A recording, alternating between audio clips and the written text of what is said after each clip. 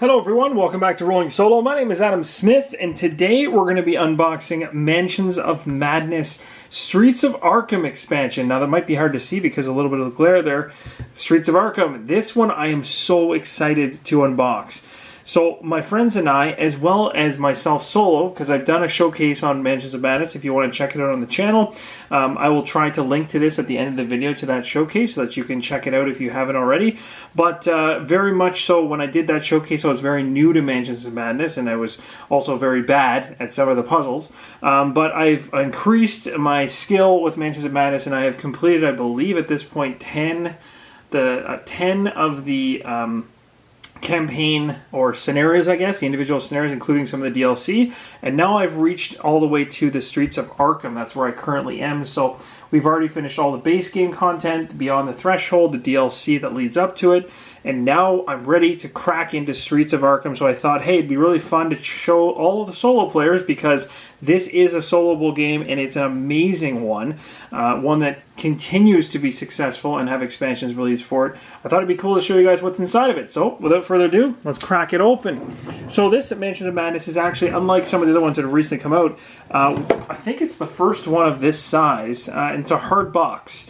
I believe the most recent expansion, which just came out, even past this one, comes in a cheaper box. This is the last time I think they're doing these hard cover boxes. It looks like. We'll see how Fantasy Flight goes about it, but I prefer these hard boxes because they survive a little bit more of a beating. On the back side, you're going to see a little bit of a rundown in terms of what you expect inside. So basically, if we zoom in really quick here, you can see, of course, there's some wonderful monsters that are going to be added in. Looks like some zombie-ish type characters. You're going to have some new characters we can actually play, as well as some really big, nasty creatures that are going to show up. I don't know how many different scenarios will be added into this one, so we'll find that out soon. But I will go ahead and read the back of the box because it's always fun to do so. So it says, a city in peril. The flickering lamps on every street corner failed to dispel the darkness that lurks in Arkham. In the quiet hills of Miskatonic University, academics strive to gain answers that were never meant to be known. The relics displayed in the Miskatonic Museum cannot be separated from their strange and bloody past. And in less dignified spheres, the corruption and violence of the O'Bannon and Sheldon gangs take their toll on the citizens who live in this mysterious Massachusetts town. So there's some gang rivalry going on there. The Streets of Arkham expansion includes iconic Arkham locations and the sinister secrets they conceal. 3 new scenarios test the mettle of the investigators as they face off against visitors from beyond the stars, forces beyond reckoning, and violent criminals. To drive back evils both ancient and modern, investigators must unlock their full potential using reality-defying spells, powerful items, and strange elixirs. Whatever the cost, the city of Arkham must be saved. So that's really cool. There is 3 scenarios inside of this box. That's awesome. There's going to be a wealth of different cards and things. Hopefully, maybe we'll see something new and unique that's different for this. The other thing that's really cool, guys, that if you don't know about this about Mansions of Madness, is every time you add an expansion into the game, the tiles add into the replayability of the prior scenarios. So sometimes the new content, even though it only unlocks 3 scenarios here, will adjust or change some of the content in the prior scenarios. So when you replay the prior ones, you may experience something totally different, which is really cool. And when I say you may, you typically do, unless of course you're playing the same scenario over like quite a few times. But I've played a couple of scenarios multiple times, and the houses and the rooms have changed around. It's really, really cool. So the more you add into the game, the more it kind of gives back to you, I guess. So it's really cool if they're designing it in that way. So here we go. Let's tear this thing open. I have been dying to open this. Now, I held off. This has been out for some time. I didn't mention that. This has been out for a while. This is not like, a brand new unboxing. This game's been on the shelf at stores. So if you want to go pick it up, you're not going to have a hard time finding... Well, I shouldn't say you're not going to have a hard time finding it because people may have gobbled it up. But I had to get this so that when I was ready to open it, like I am right now, that I don't have to go searching for it because I love the game so much. So we're going to crack the box of the Streets of Arkham and see what's inside. Man, oh man, I'm excited to add this stuff in. It's going to give me some new tiles, I hope, and all kinds of good stuff. Alright, so like every Fantasy Flight game, there's a catalog inside. So this is just going to be a catalog that just shows all the different games in their catalog, and a majority of these ones are some of my favorites. Fantasy Flight makes some great stuff. The first thing you see here is the Streets of Arkham expansion overview booklet. So it's about 2 or 3 pages. It's going to give you an expansion icon that's all about this particular expansion, and then a little bit of an overview on the side here, and well as a little bit of a story rundown. A little bit more so than what we read on the back. Then we're going to flip this in, take a look at the inside. Let's see what happens here. So we got component lists, so this is going to help us make sure that we have everything inside the box. We've got the assembling monsters piece using this expansion in terms of, you know, merging it in. There's new rules with this one, so we've got an elixir, which I guess is a new card in May that's going to have brand new rules. So we're going to have to read up about that. We've got a new token called improvements, and a couple of those. So that's really cool to see some unique mechanics added in. That's awesome. Looks like we got a brand new puzzle. This is called the Tower Puzzle.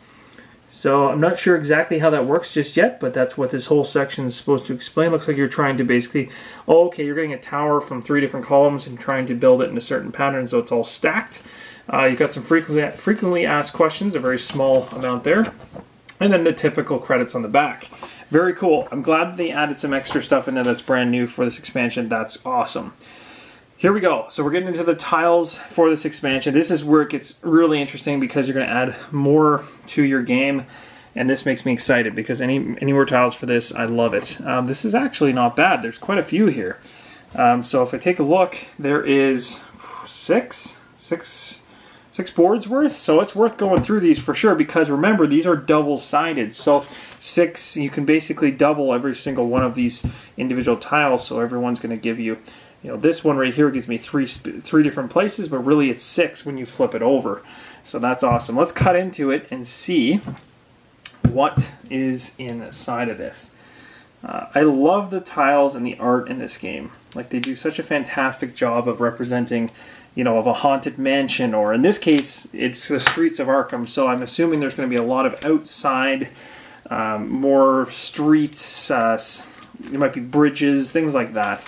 So it's going to be more of an outside presence than maybe was not so much the primary factor in the original ones, because they were obviously focusing on the mansion. But who knows what else is in here? Kind of a surprise. So here's the first one. So the first is going to be a bandstand. That's what that one is called right there. This one right here is called Yard Number 2, and this one at the bottom is called the this one's called the Alley. So we got the Alley, and then of course we got some of those new tokens, some darkness tokens which also have fire on the back. A brand new monster. This one's called, can't even pronounce that. It's like a giant snake thing or something. It's nasty. That actually might be the big beast, I think. That's actually one of the larger ones. And then the skeletons. So skeletons are actually added into this too. On the back side, oh, those are really cool. Okay, so we got the Exhibit 1 down here on the other side. We've got a bedroom right there, 2 beds. And we've got a lab, so a really big lab tile. That's cool. Then, of course, the back side of the tokens we just talked about. So that's interesting. Very cool looking. You know what I might do? Just to make this unboxing even more fun, I might just pop these, because I know I'm going to pop them anyway, and they actually come out quite easy. And then that way I can show you them up close and personal. So let's just pop these through, and that way I can get them in front of the camera much easier than I would normally. So we've got the general shop. So there's the general shop. Looks pretty cool. And then down below we have the shop storage. And on the other side we've got the studio storage. And we've got the studio itself. Pretty cool. Alright. Next up we've got Classroom 2. So it looks like there's going to be a school of some type. We've got, this is a warehouse. Very interesting. We've got ourselves Classroom 3. So again, another classroom. And this looks like a study of some type. Oh, this is the lounge. This is the lounge. Okay.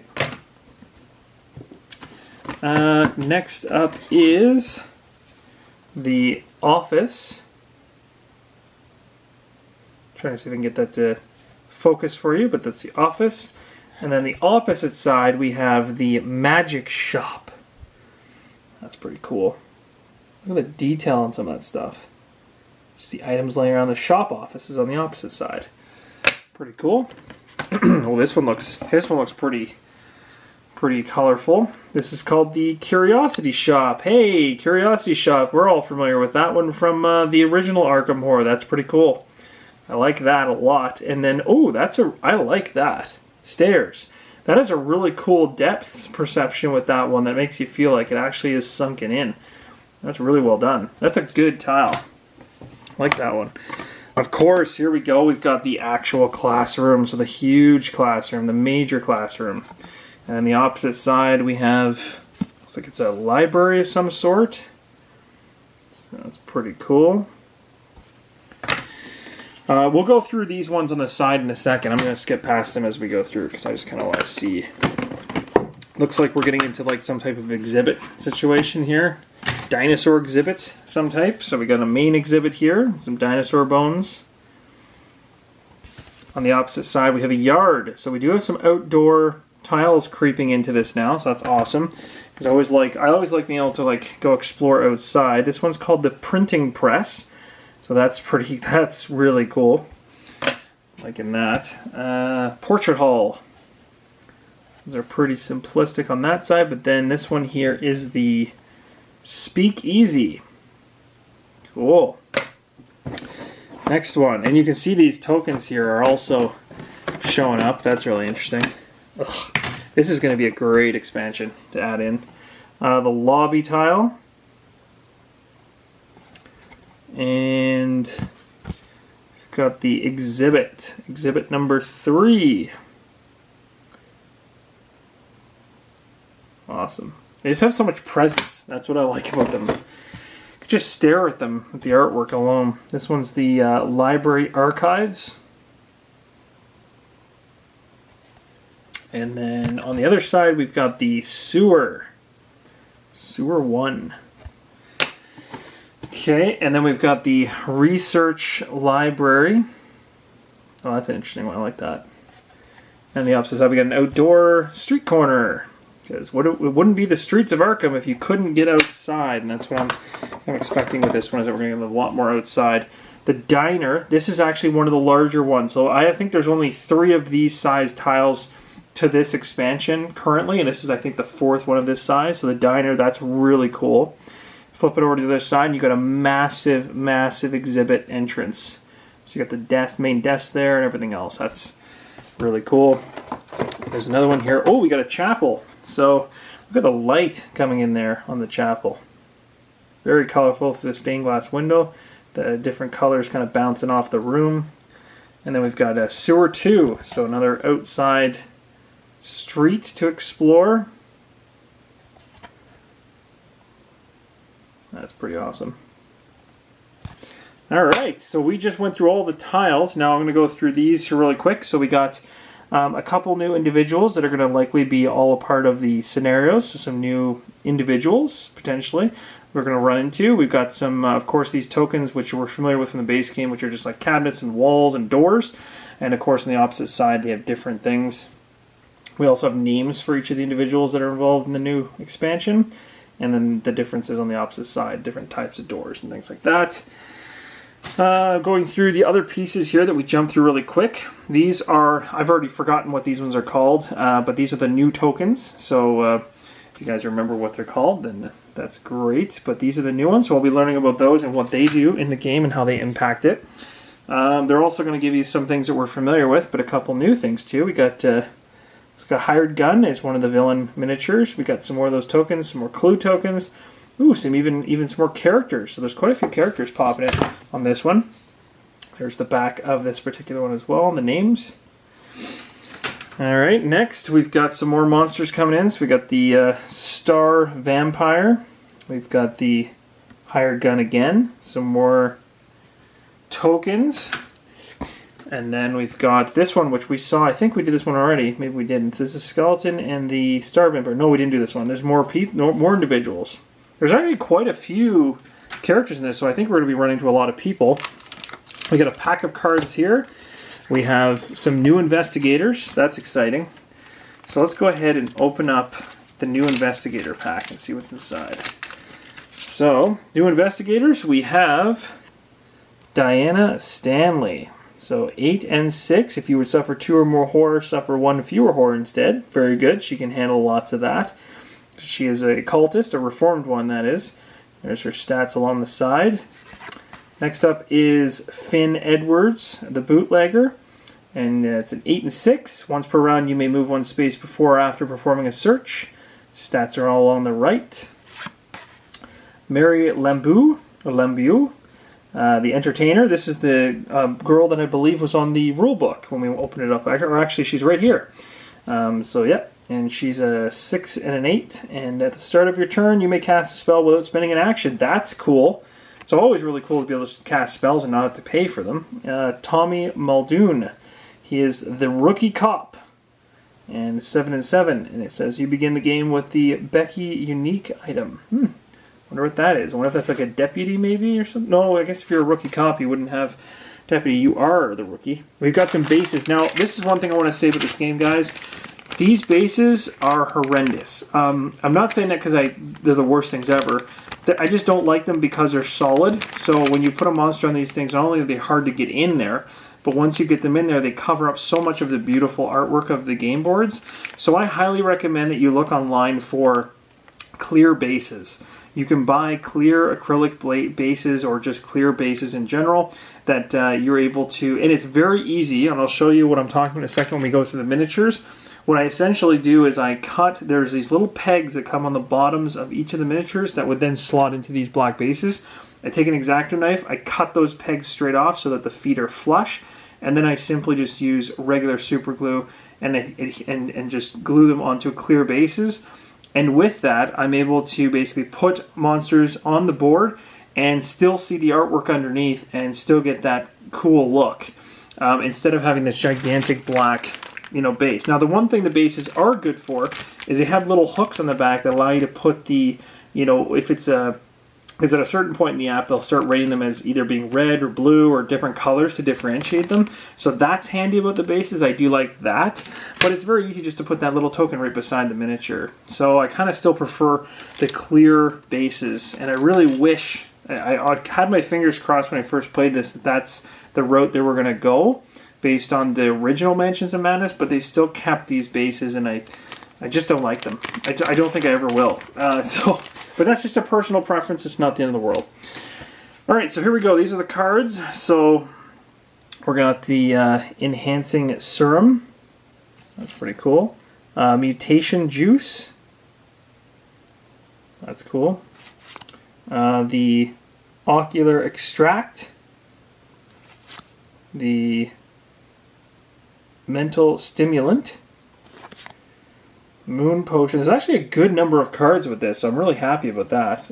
What are these? These are regular common items, just so you guys know. For those of you that are familiar with the game. Flask. I think this is a snub nose revolver, I think is what this is. Yeah. Gambler's Dice. That's cool. Like that. Thermos, sorry. Bulletproof Vest. And a scalpel. There's actually quite a few items with this one. That's really good. We got a brand new spell, I think. No, this is something, I don't know. I'm not sure. Once per round, you may convert. Oh, Righteous. This might be one of the new abilities, I guess. So they got 4 of those. I could be totally wrong on that. Some new insane conditions. I'm not going to spoil that. There are, on the back of these, they obviously have specifics about the insanity conditions. I'm not going to show those because that would just ruin it. It's kind of fun to just run into them. Exhaustion. So these are just going to be some extra different types of damage that you can basically take in the game, as well as some new sanity hits that you're going to take. These could be unique. Yes, so these are the ones with the backing that looks like this. So they're called unique items, and they're much better than the ones at the beginning of this pile, which look like that, which are common items. So this is going to give us Becky here. It's a nice gun. We've got bone pipes. We've got the Vermis Mysterious, a ledger, a mysterious idol, an old map, Star Calendar, Stone Chest, Strange Tablet.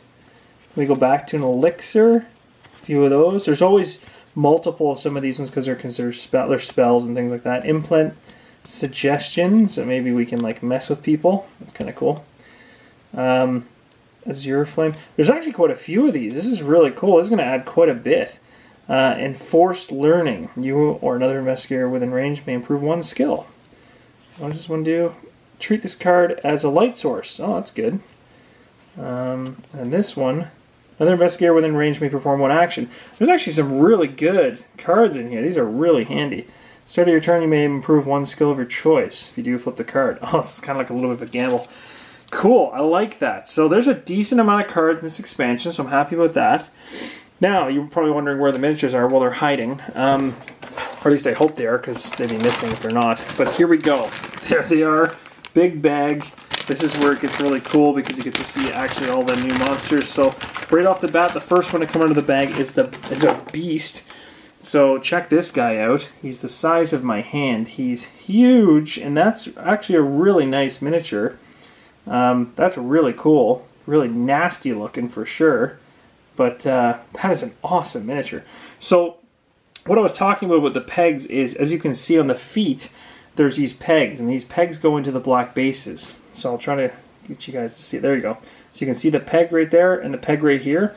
I take a knife, like an actual knife, which looks like this.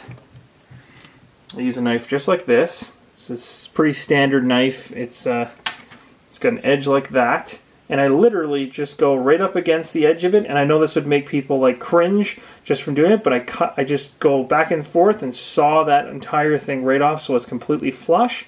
Then I go ahead and I've got these clear bases, and I bought them in multiple different sizes. Put some glue on the bottom of the feet, drop it on, done. I've got a base that looks amazing, and the monster now actually will sit on a tile and not take up all the stuff. If it's sitting on a tile like this, you'll actually see it just like this. You'll be able to see the ground underneath of it instead of a gigantic block base that just sucks up all the art in it, which I do not like. So that's enough about that, though.